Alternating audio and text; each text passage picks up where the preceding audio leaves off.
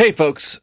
So we've got a thing that we want to talk about real quick. The goal of this show has always been movement towards knowledge. I think, I joined in later for the show, and I think that pursuit has been pretty consistent since the beginning of the show. Yeah. Our aim is always to uncover information about a topic, if we can, dispel some myths, which we always really like to do. Yeah. And we've covered a great many of topics over the past several years. One thing that we have always aimed to do is cover a topic with candor and competence. And in some cases, there are some topics that are simply too big for us to do any sort of real justice. And if anything, we are pretty aware of our limits. Yeah, I think so.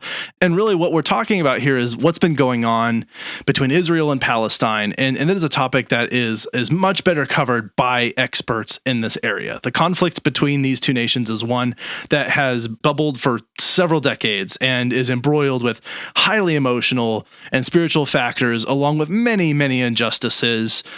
And as a show, we feel like it would be a disservice to even attempt to try and cover this in a way it deserves and focus on the people and not on the politics. Right. And so with recent actions, they've crossed into an uncrossable threshold, and we simply cannot stand and be silent for that. And, there's a lot of things going on. The genocide of the Palestinian people is something that as a world community, we simply cannot allow to continue. And so standing on the side of silence would be unfair and would be in support of the oppressor. So we want to be really clear about kind of the message on this. Too often, we see government decisions that pit innocent lives against each other and outside interference encouraging that conflict. The U.S. is directly involved in the actions taken against the Palestinian people in Gaza and the West Bank and what's going on in that conflict. And we stand with the Palestinian people, their humanitarian right to live, and their freedom from an oppressive state.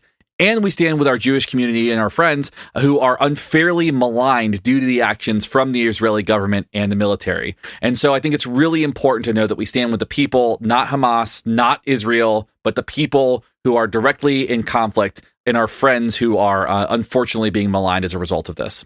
Very important that we're not trying to say that we are behind one nation or another. We're behind the people, the individuals in this, particularly the innocent lives who are at stake, who are threatened, and who have been lost. And so for the foreseeable future, each show will begin with a support resource that we can use to move forward toward understanding this conflict better and identifying committed actions that we can take, even at a distance, that can help those in need. And we do not want to take up more space than is necessary, especially when there are those that are more informed than we are. However, we'll be sure to link and elevate those resources going forward to the extent that we feel that we can.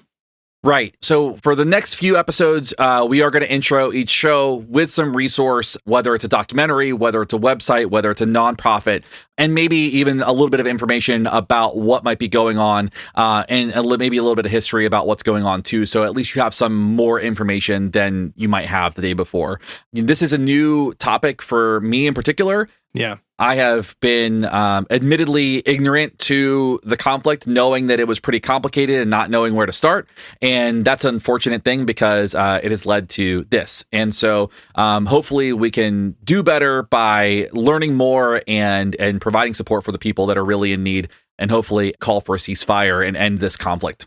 Yes, and again, I just want to make sure that we'll restate really quickly for people who maybe heard the words Palestine and the words Israel and felt we were supporting one side or the other.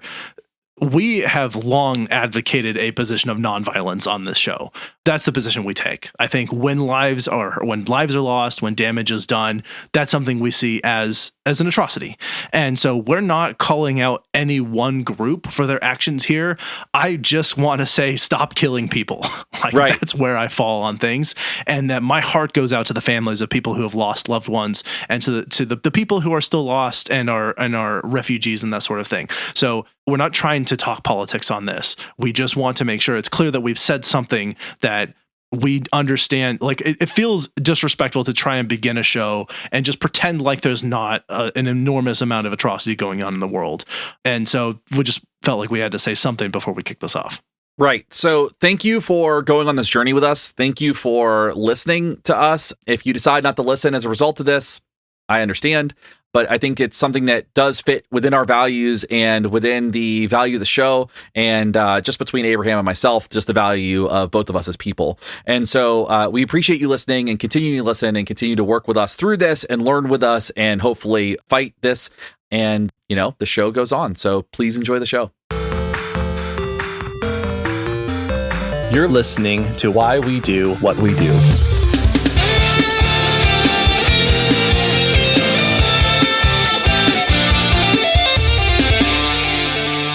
Welcome to Why We Do What We Do. I am your late, tired, and miserable host, Abraham. And I am your continuously groped host, Shane. Oh no, we're a psychology podcast. We talk about the things that people do, sometimes that they do well and sometimes that they do very poorly. Maybe a little bit more on the latter today. And all the psychology things, we look at it from a skeptical scientific lens and we try and spew it back at you for your listening enjoyment.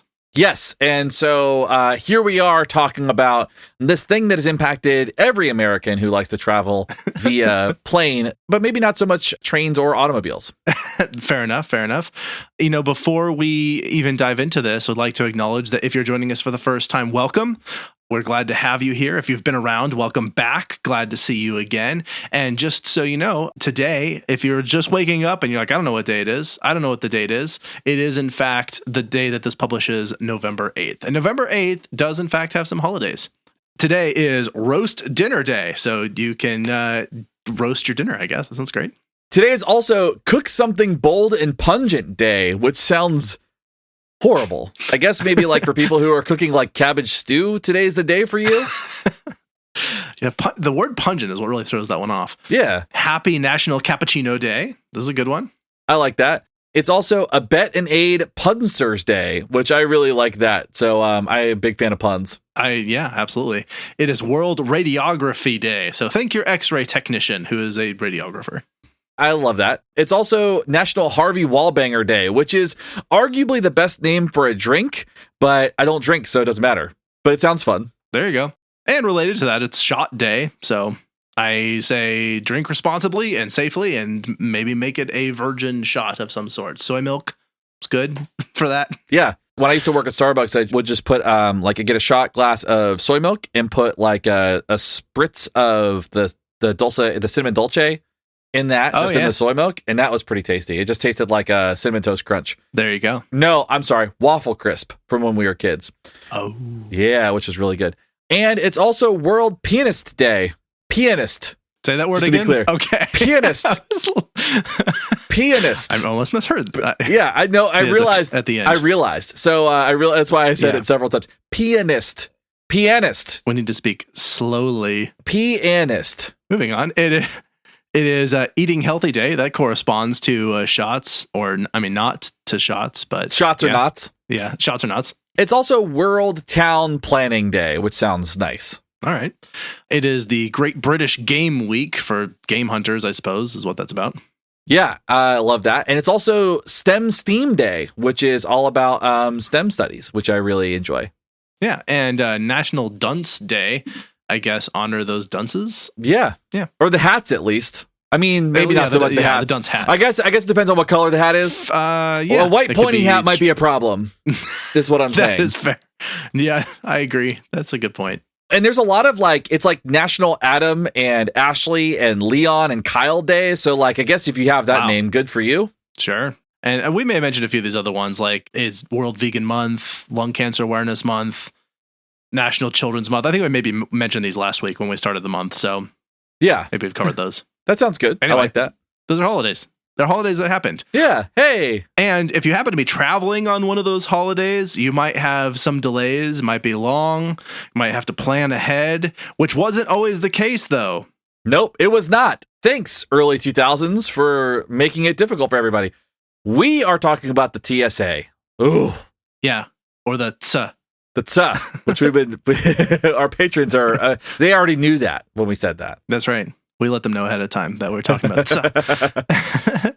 And so this came to mind for me recently because of personal experience. And, it got me thinking, this is an institution we all love to hate. Kinda. There's actually been some polls about that we'll get to. But I was going through security recently, and I just completely forgot that I had a bottle of body wash soap in there. Mm-hmm. And it was, of course, over the limit there. But I was thinking about it. It's clear that it's soap. It's clear that they know that it's soap. Right. Also, I have the TSA pre-check we'll talk about in a little bit, but that means that with the TSA pre-check, they have already done an extensive background check on me. Okay. Sure. So it got me wondering, like, all right, you've already cleared before coming to the airport, you like had tabs on me that I gave you and said, like, here, know all the things about me, TSA and CIA and whoever else, so that I can go through security at the airport faster, because you don't have to worry about me as much because you are already like checking up on me constantly. Okay.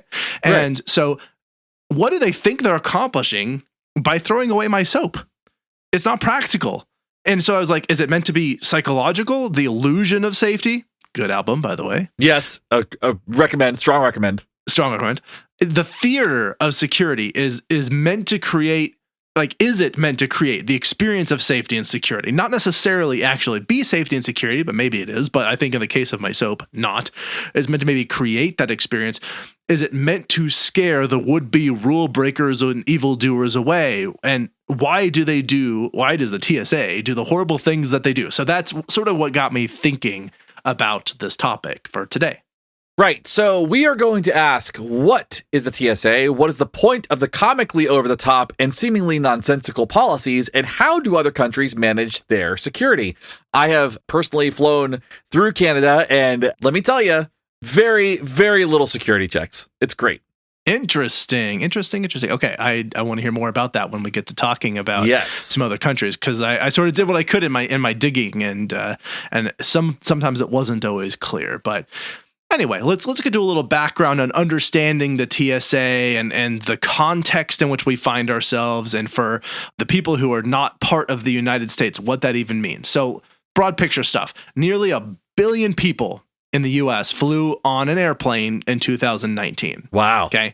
In 2022, almost 900 million people flew on a plane, nearly recovering from that pre-pandemic high of 2019, which was, at the time, was sort of a record. I mean, Right. 900 million is kind of spitting distance from 1 billion. Now, it is 100 million, and if we're talking about dollars, that's still a lot more than I have. Yes.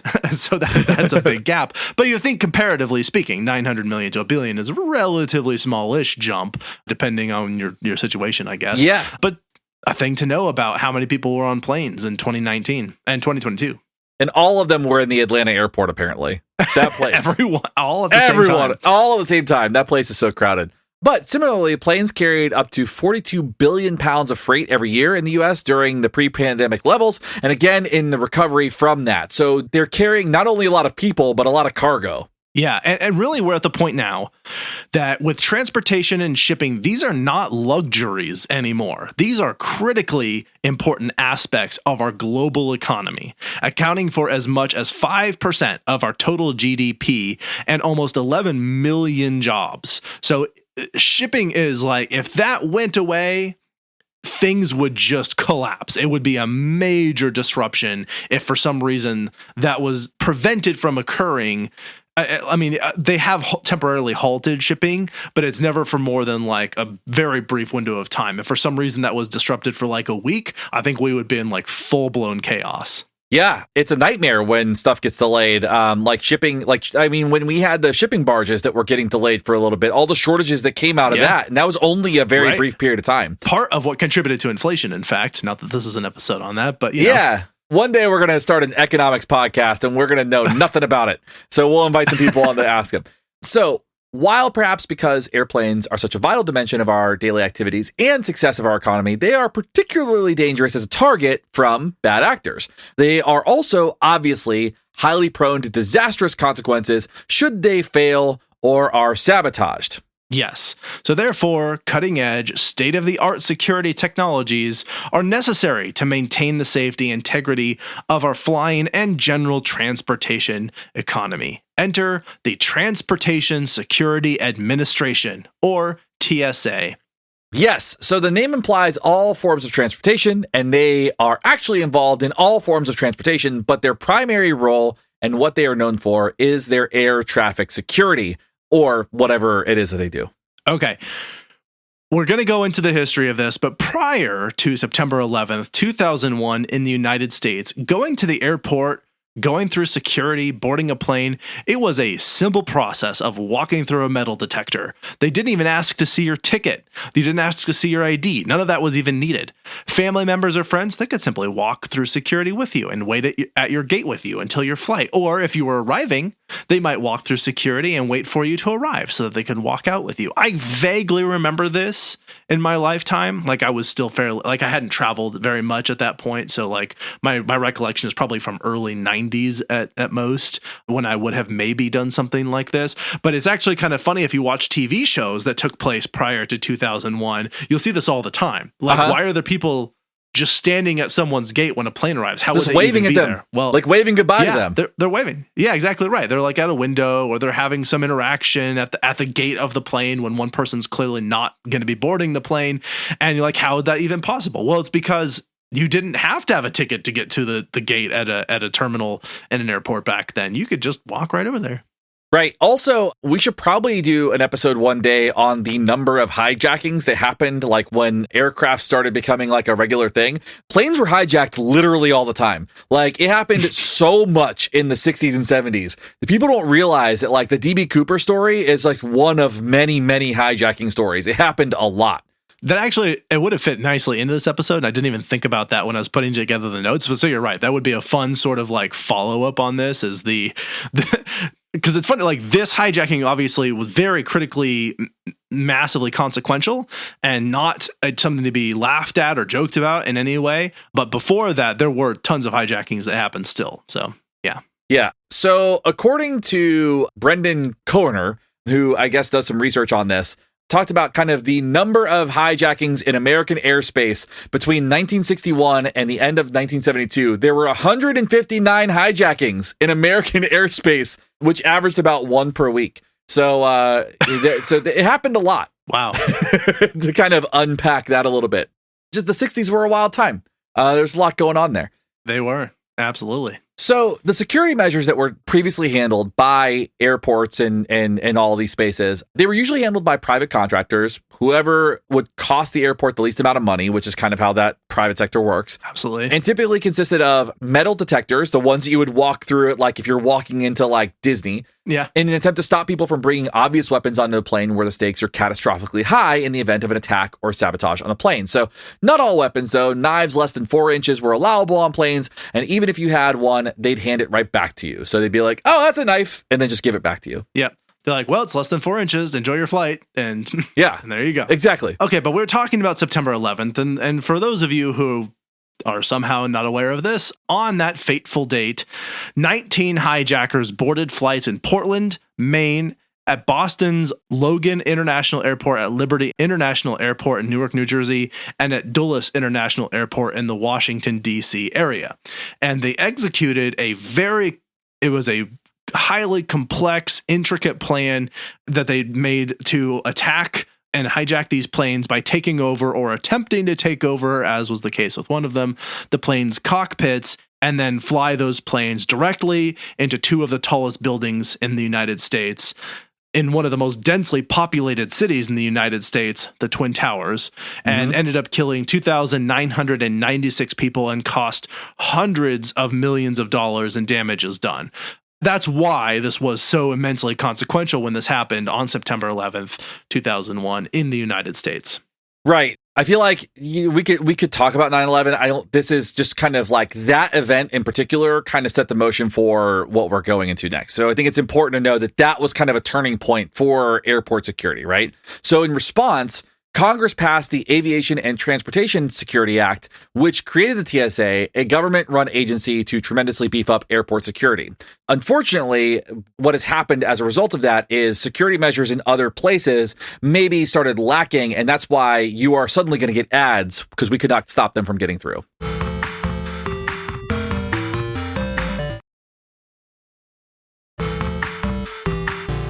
All right, we've patched up our holes in security, at least for now. We'll see. They might find other ways through. Anyway, as part of the new Transportation Security Administration, the TSA, the creation of this required several things that to be modified about the system. One was they required more armed air marshals that were on flights 10% of all luggage that came through was screened with x-rays, and also that they reinforced the cockpit doors of aircrafts, of airplanes. And they also generally continued to escalate those security measures pretty much ever since they first put those ones into place. Right. And so then in December of 2001, a British terrorist named Richard Reed attempted to blow up a plane using explosives that he packed into his shoes. Moisture damaged the explosive trigger, and he was subdued and detained without causing any damage, thankfully, and the plane was forced to land early. From then on, though, passengers were asked to voluntarily remove their shoes as part of security. Yes. So walking through the timeline here, just in case that wasn't clear. So that was 2001. In 2003, they started arming pilots with guns. Just a thing that happened then. In 2006, British security foiled a terrorist plot to detonate liquid explosives. The terrorists had packed explosives into plastic soda bottles, and so the airport then, in response, the airport security banned all liquids. Then, a month later, they instead walked that back a little bit and allowed liquids that were under 3.4 ounces, and those were acceptable on planes. And they also officially required shoe removal for all passengers. Up to that point, it had been like voluntary, or it was in some places but not others, but at this point, it was just, nope, everyone takes their shoes off. Right. And they started using security dogs to sniff for explosives in addition to that. Which, I mean, let's be real. The dogs are the real heroes in any story. Right? Truly. Now, in 2009, a terrorist smuggled explosives onto a plane in his boxer briefs. Similar to the shoe bomber, moisture from sweat prevented the explosion from taking place, although he still set his own pants on fire and he was burned in the process. So it's a question of like, what came first, the lie or the pants on fire? Was he lying or was the pants on fire? You know, that whole thing. But airports began using full body scans in response. I have gotten so many full body scans. Yes, tons. I am mostly X-ray at this point. It's a superpower. Yeah. In 2011, the TSA began a pre-screening procedure called TSA Pre-Check, in which passengers can voluntarily pay to subject themselves to a lengthy and in-depth background check in exchange for faster, less invasive security screening at all participating airports. Basically, you give them your address, you sit for an interview, you pay this every like so many years or whatever, and in response, there's like a separate line for TSA Pre-Check, and whenever you get a boarding pass, your boarding pass will say TSA Pre-Check, assuming you use your TSA Pre-Check number to get that boarding pass, and then they will allow you to go through a line that has slightly less security. Right. Mostly it's a shorter line. That's really what you're paying for. Yeah, you're getting through quicker, which is nice, I guess. So I think it's important to note that this is specific to the United States. Yes. And all of the security that we just talked about, all of these annual updates, all of these things that we are discussing here cost the United States somewhere upwards of $8 billion a year. Yeah. So let me say that again. $8 billion a year are put into making people take off their shoes before they get on planes. and various other things that we'll discuss. But yes. But yeah, that is, if you're people who often want to cut back on programs in the country and they're going after programs that are directly helping people, or programs, there are actually a lot of government programs where the government spends money because it's an investment to save money or even make money down the road. This is not one of those things. Yeah. This is a thing where money just goes into a black hole and we never see anything from it again. Right. It's just how this current system works. I think it's probably important to unpack too, like, and we're going to get into some of all the stuff, but I think it's really important to look at the reaction to 9/11, I should say, like what this is doing, that like, you know, there hasn't been a major terrorist attack since that happened, that, you know, as far as that level or that caliber in the United States. Yeah. But, you know, it's one of those things where you kind of go through it and you're like, do we need this anymore? And that's I think a question that we're maybe going to unpack a little bit too. Well, and also, did we need it ever? Because I think that segues beautifully into the question of, okay, we now know the timeline. We know sort of what events led to the current processes that people in the United States are experiencing. We understand how that sort of chain of events rolled out. The question then is it working? Is this current system that we have actually functioning the way that we want it to? And you just pointed out one thing that people point to, and we'll get to a little bit later, is like, well, we haven't had any major terrorist attacks, so maybe it's working. Sure. So the question of is it working is difficult to answer because that depends on what metric you select and all that. But there weren't a lot of plane-based terrorist attacks before 9/11 or since. So we could cite the lack of incidents as a proof that the security is working, but how would we know? Because the baseline wasn't very high to begin with. I mean, we had a lot of hijackings, but that was also domestic. Yeah. Like DB Cooper was, I believe, from what I understand, an American, or at least what they know of him. Right. You know, and I keep going back to DB Cooper because that is just such a fun story, and it was also Loki. We know that. Yeah, as a Norse god. That's yeah, why. as Norse god. That's why he's gone. But possibly we can look at how many seeming terrorist plots have been foiled around, because of this or around this. And that's kind of one metric to look at. And you might say, like, well, they're not going to say how many they've foiled, but I don't know. Like, why would they want to hide that? You'd think they specifically want to flaunt both to terrorists and to the American public. Look at how good of a job we're doing. We have foiled this one and this one and this one. The one reason they might not want to is if people would be scared of flying. But if they are preventing those things from happening, then I feel like they're showing that they're secure. But I could be wrong. I don't know. I could see also like that being like touted as a challenge, because I think the United States is like historically known for being kind of like, we're big and bad. And then 9/11 happened and they went, oh, maybe not so much. Yeah. So I think maybe touting it would be like, yeah, see what we can do. Look at us. And then they're just waiting. They're just kind of tempting somebody to. I could see that being a reason too. They probably err on the side of like not sharing information over sharing any. But anyway, point being, like, they're at least in some cases, we're going to find out about what the terrorist plots that were foiled. Maybe not all of them, but definitely a handful at the very least, if not all of them. Right. So let's at least talk about the ones that we do know about. So there have been 2 to 3 additional attempts to attack airports or airplanes, depending on how you choose to count them, since that September 11th, 2001 attack. Okay. And we'll sort of go through a few of these. One in which there was a plot to bomb the airport, some airport, and that was discovered and interrupted before the date of the planned attack. And it was not discovered by the TSA. It was discovered by other intelligence agencies in the United States. But it was one that maybe was going to happen, was foiled or prevented from happening because we had other security that went out and found it. There was another in which a passenger was subdued while trying to detonate a bomb on a plane. Like, okay, that's an example, but he was already on the plane, which means that it wasn't TSA issue. As a matter of fact, he wasn't caught by TSA at all. Right. And there was another one. There was a plot to attack both a synagogue and a military aircraft. That is not a TSA issue. The synagogue is definitely not a TSA issue, and the military aircraft actually handles their own security. And again, that was caught before that would have taken place anyway. So at least those instances that we definitely know about were ones where there were planned attacks that were prevented from happening. None of them by the TSA. Right. And I think it's also important to point out, too, that these are specific to what might be related to aircraft and all that stuff. This is not to say that there aren't other terrorist attacks that have been foiled or disrupted in other spaces doing other things. Totally. That's not necessarily under the purview of the TSA. The TSA is supposed to be, what I understand of it, a preventative measure, not a law enforcement kind of investigatory type of intelligence agency like you see with FBI, CIA, and stuff like that. Absolutely. It's a filter. It's a screen. That's mostly what it does. If you meet some of the TSA people, then you know what I'm talking about. I'm just joking. Like, everybody I've dealt with has been perfectly fine. Yeah. But these measures to increase security largely occurred as a reaction to failures of security to catch would-be terrorists whose plans were only foiled due to some other breakdown in their terrorist plans. The plan, of course, is to prevent these acts from reaching the plane. That is the thing that they have to make sure does not happen, which they showed that in one case, it got to the plane. Yes. And really, to that point, security is performing splendidly, but not by the TSA. Big data and analytics do almost all of the heavy lifting on actual security well before any passenger even arrives at the airport. They catch and foil terrorist attacks so often that one CEO actually said as often as once a week.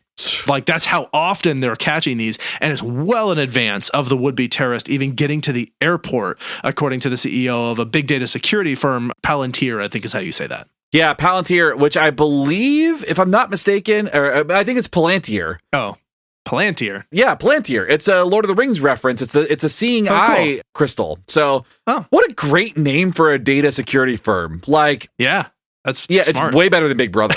It's the same thing, but with magic, you know? The Palantir is what Saruman the White had in his... That was the crystal ball that we're not supposed to look at. Oh. Wow, you remember that better than I do. I just think it's a really cool word. So now, most security to catch potential terrorist plots isn't happening at the airport anymore. And if someone was trying to do this and made it that far, it would probably go undetected. Like at that point in time, they would have made it through so many screens that one more screen probably wouldn't have been an issue or hassle. Yeah, basically. Yeah, it's a point we'll get to too, is you might imagine that one way that TSA would evaluate the effectiveness of their procedures would be to do like a secret shopper type test, right? They try and sneak guns, knives, and explosives through security. And that's exactly what they did. They went ahead and they sent people through, didn't tell the TSA agents. These people had guns, knives, or bombs strapped to them. And the Department of Homeland Security sent agents through security in an attempt to identify if and where vulnerabilities in their security may exist. The results, 70 to 80% of contraband weapons made it through security. 70 to 80% of guns, knives, and bombs that were just on their person. Wow. Those aren't good data. Yeah. But actually, that represents a modest victory for them, as this was up from the missing 95% of weapons conducted during a similar test in 2013. So they got better, I guess. One example is during the test in 2013, a man with a fake bomb strapped to his back successfully cleared security as part of the test. So, okay, here's my thoughts on this. I have been through enough scans. I have been groped multiple times for having nothing in nothing to be groped for. And so it's mind-blowing that somebody could have a bomb strapped to their back. I mean, here's the thing though. I will say this. In 10 years, well, I don't know when the 70 to 80% data came from, but at least there's a drop. That's progress in the right direction. So good for them, I guess. If it's a shaping procedure. But I don't know that I would want this to be the shaping procedure that I'd want to be, part of. Yeah.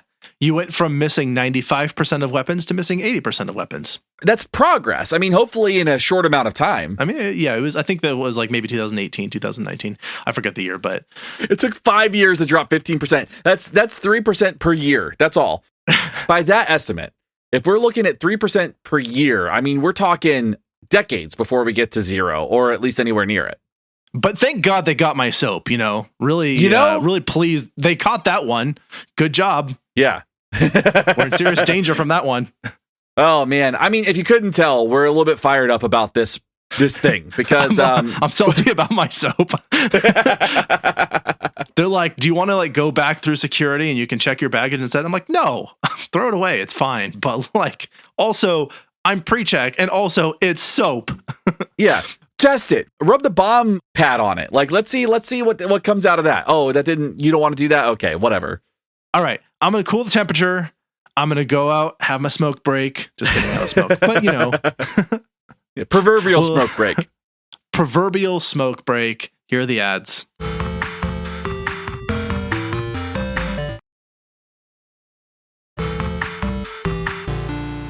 What a great smoke break that was. So, we've been talking about the illusion of success that the TSA has had, and I think it's important to kind of dive into the failed attempts. They've spent so much money on failed strategies that we're going to start unpacking that. First, they spent $30 million on explosive detective machines that failed to detect explosives. So $30 million on the thing that didn't work.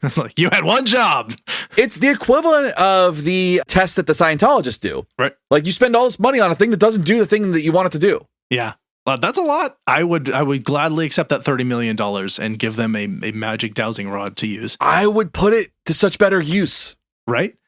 They spent $200 million. No, sorry, not spend. They spend $200 million every year on quote unquote behavioral measures that include looking for suspicious behavior, which, and this is true, has never caught anyone attempting terrorist activity and is based on pretty shoddy pseudoscience.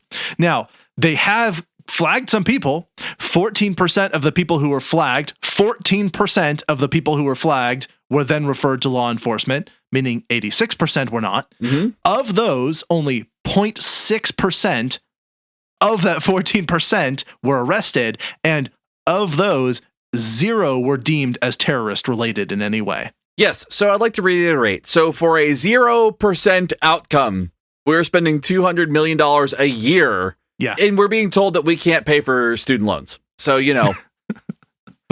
anyway, Yeah. let's keep going. Like, if you're not infuriated, let's go. Let's do more. Yeah, we got more.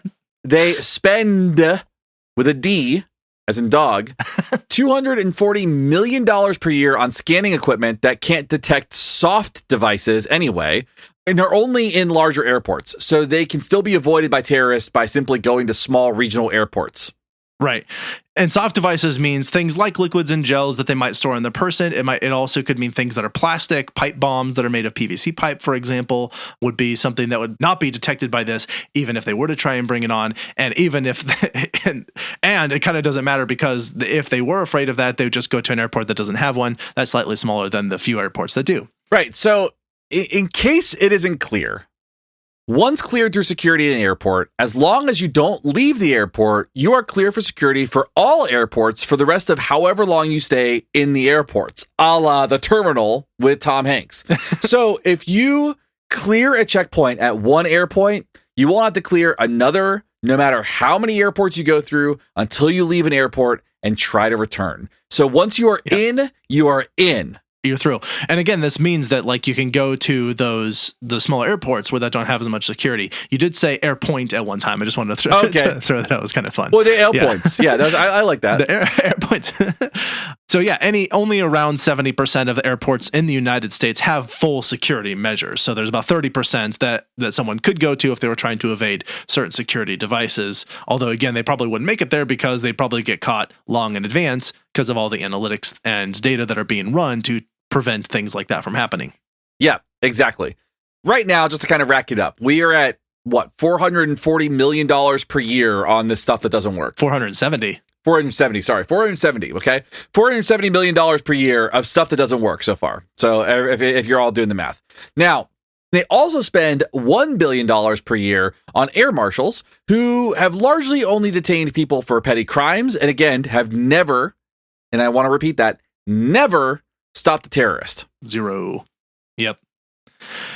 So, we talk about this thing a lot of times. We've talked about prevention and that sort of thing. And the common saying that people like, and I agree with, I think this is really good, that an ounce of prevention is worth a pound of cure. Meaning that what you pay for in prevention, you will save like tenfold or fivefold often, but 5 or tenfold in return on investment from not having to react to the problem that was caused by not preventing that problem in the first place. Sure. In this instance, we're kind of the opposite. We're 1,000 pounds of prevention for maybe an ounce of cure.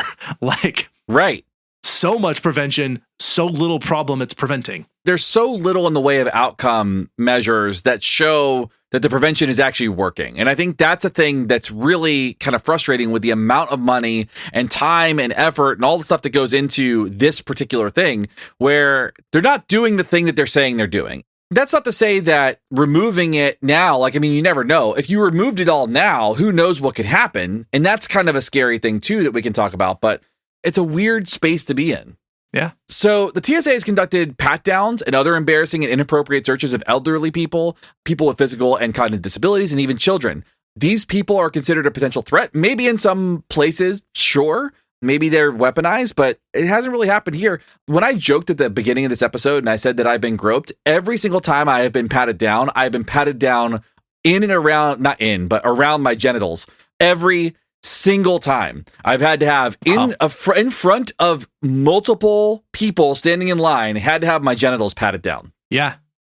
So yes, this population could be used to smuggle weapons, like we mentioned. In some places that is absolutely the case. And they could be used to smuggle weapons forcefully, unknowingly, or even willingly. But to date, there is no evidence, zero evidence that this has ever taken place. And in the meantime, people are being violated in the name of security. So this hasn't happened here. Yeah. This has happened in other places. There are examples of that happening in other places, but it has not happened here. There's no evidence to support that. Now, we alluded to this, but let's consider who may be trying to commit terrorist acts, right? There's kind of a spectrum you might imagine from the very amateur end of sort of disgruntled, not thought through, impulsive, I'm just going to go do this thing, all the way to professional level. They actually work in an organization that does this type of thing. So you have the wide spectrum. People who are kind of on the amateur side of that spectrum, they're going to be deterred well before they attempt anything at the airport, and are also likely to be caught by the most basic security measures because they're amateurs. Like they're impulsive, possibly have some like mental health issues going on. They're not going to be doing a lot of strategic things. Is an example of this. In March 2023, a man boarding a plane in Lehigh Valley National Airport in Pennsylvania was arrested when explosives were found in his checked luggage during routine screening. This wasn't fancy screening, wasn't an in-person pat-down, it wasn't intense, it was just a very basic routine screening. Amateur. Right. U.S. Army veteran Kevin Brown was detained at the Orlando airport in 2008 when they found materials to make a pipe bomb in his checked luggage, which he claimed he was bringing to show his friends how to make a pipe bomb. How that makes it better. Right. Sure. Okay. Also not a good idea. Right. But due to the fact that in his luggage, these were unassembled, and in his checked luggage, which means that he did not have access to them, he really posed no threat to the plane at all. Now, you can make the case he shouldn't have been bringing pipe bombs on the plane or materials. I agree. Sure. It doesn't mean that he shouldn't have been stopped. He should have been. Just that when it comes to the TSA being a preventative measure for threats to the plane, he was not actually a threat to the plane he was boarding. Also amateur. Like this, he was... Even if he was the basic routine things caught it. And again, these instances are exceedingly rare. Like this is two that I found that I was looking for some. Also, just mail it. I'm just kidding. Do not mail pipe bomb materials. Like, don't do that either. Oh my God, Shane. Who are you? We are going to be flagged. Like you're not going to be able to fly pre-check anymore because of this episode. Yeah. Our listens went way up on this one when the TSA got a hold of it and used it as a training video. Hi, FBI folks. Audio. Yeah. Hi, FBI folks. Nice to see you. Now, the professionals are going to find ways. The ones that are like really skilled, they're going to find ways and know how to get around any in-person security. When they are caught, it is before they even make it to the airport, like we mentioned before. So remember the plot to sneak liquid explosives onto a plane in Britain that was stopped? That was orchestrated by Al-Qaeda, and the people involved were arrested 2 weeks before the flight was even supposed to take place. They were caught by preventative intelligence measures before there was ever a ban on liquids. And as far as we know, this policy has never prevented liquid explosives from making it onto a plane. Furthermore, it just doesn't make any sense. And to that point, we're going to borrow a little clip that we're going to comment on the quality from a little show some people may know called SNL. Hey, I remember that show. The important thing about today is that the TSA is loosening our restrictions on liquids and gels. Now, you can bring 3 ounces of liquids or gels as long as they are inside of a see-through baggie. Why? Why what? Well, why did it change? That's a good question. Good. Because the FBI did tests and found that 3 ounces of liquids can't blow up an airplane. But 4 ounces of liquid can still blow up an airplane? We're still not sure on that. But what is important here is that 3 ounces can. So we're safe as long as we stick with the 3. Well, what's to stop 2 people from each having 3 ounces and then meeting on the plane to combine them?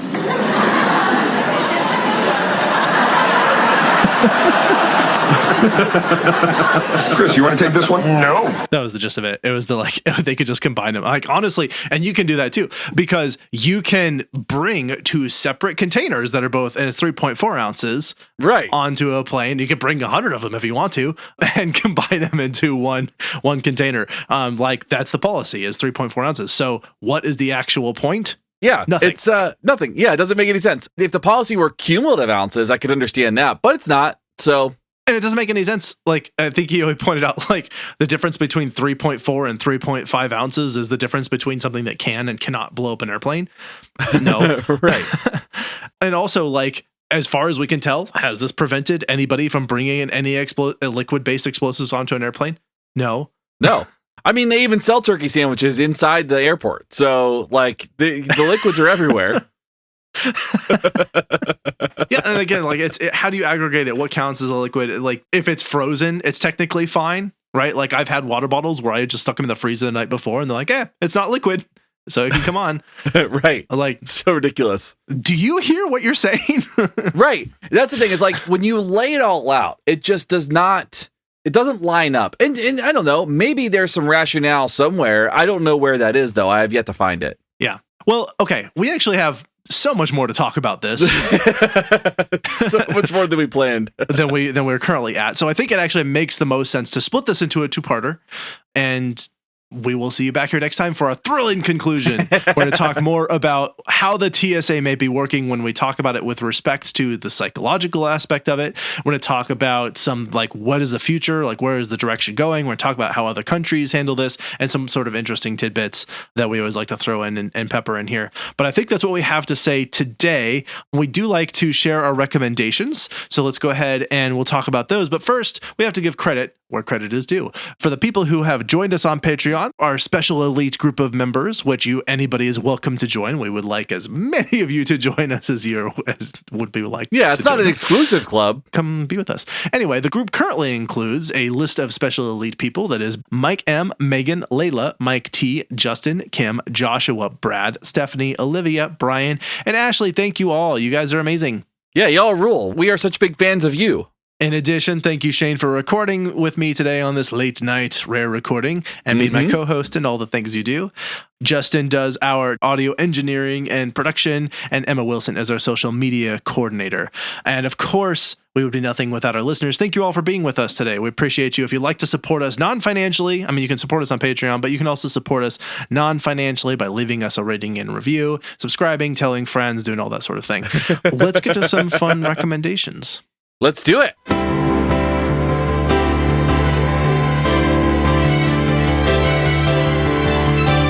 Recommendations. All right, so I am recommending an agency which I think does some really cool work, and I am joining their team to do a little bit of supervision, and that is an organization called Empowered, a center for sexuality, and they are based out of the Midwest here in the United States. So the goal of this organization is to provide comprehensive, socially valid sexuality education and therapy and support and behavior interventions for individuals with and without disabilities. And so they can work on a lot of different kind of problem areas that might come up for folks, or just some general education. They do a certification process to become a certified behavioral sexologist, CBS, which is a new certification program. Oh, so that's what CBS stands for. Yeah, that's that whole company. They offer some really great continuing ed opportunities for folks that want to do the kind of work in that space. And they also are connected with our friends over at Behavior Bitches and Study Notes ABA, doing some work with them too. So like they're kind of in a lot of places doing some really cool work. And I'm really excited to collaborate with them on some things, even if it is minimally. That's great. Yeah. Are you sure it's legal for you to do a job like that when you live in Florida? Listen, all I'm going to say is my governor, who's not my governor, complains about gender-affirming care while wearing lifts in his cowboy boots. So, the guy, I don't think he really knows what he's talking about. I think sex education has been criminalized in Florida. So yes, but I gotta say, it is my favorite watching all the conspiracy theories about whether or not Ron DeSantis wears actual lifts in his boots, which he does, by the way. Yeah. No, it's been a joy to watch. I agree. It's my favorite. It's so fun. So yours is wholesome and nice. Empowered, a center for sexuality. That's great. Yes. Mine is a silly movie because I do that. I am recommending a recent Amazon Prime original movie, and this is called Totally Killer. I don't want to give too much away, but I'm just going to say this is a sort of comedy horror movie in that sort of vein. So I think if you are in the world of enjoying horror and you like your horror with a bit of comedy in it, a strong recommend for me. I thought this movie was a lot of fun. You could do a lot worse than Totally Killer on Amazon Prime. Yeah, it looks like it's fun. Yeah, it's good. I think that's all that I have. Is there anything that you have or anything that I forgot that we should add before we wrap up today? No, I think that we've got a lot more to cover on this, and we've got some interesting things coming up. But yeah, I think that covers it for this one. Perfect. All right, we will see you next time for part 2, talking about the TSA. And I think that's it. So this is Abraham. And this is Shane. We're out. See ya. You've been listening to Why We Do What We Do. You can learn more about this and other episodes by going to www.wwdpodcast.com. Thanks for listening, and we hope you have an awesome day.